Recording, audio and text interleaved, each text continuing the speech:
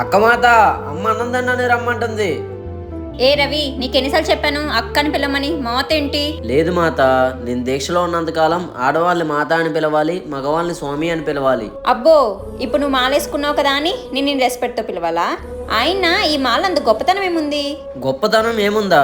నాతో ఒకసారి బయటికి రండి మాత, చూపిస్తా.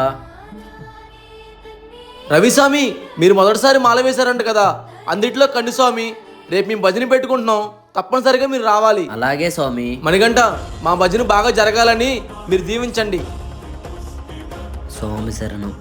ఇదేనా నాకు చూపిస్తానంది? మాత, ఆ స్వామి ఏరియాలోనే బాగా డబ్బున్నవారు. వాళ్ళ ఇంట్లో ఎలాంటి ఫంక్షన్ జరిగినా మనల్ని పిలవరు. అలాంటిది వాళ్ళ ఇంట్లో భజన పెట్టుకుంటున్నాం, పదే పదే రమ్మంటున్నారంటే దానికి అర్థం మీకు ఇంకా తెలియలేదా?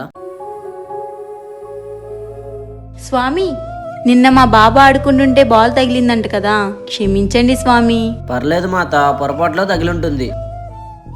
మాత, ఒకప్పుడు వాళ్ళ అబ్బాయి కావాలని మన కారు అద్దం పాల్గొట్టాడు. అది అడిగినందుకు ఆవిడ ఎంత గొడవ చేసిందో మీకు తెలుసు కదా. అలాంటిది ఇప్పుడు నన్ను క్షమించండి స్వామి, ఈ మాలకి ఇంత విలువ ఉందా? ఇంతే కాదు మాత, చెప్పుకుంటూ పోతే ఇంకా చాలా ఉన్నాయి. నీ తప్పు నువ్వు తెలుసుకున్నావు కదా. స్వామి శరణం.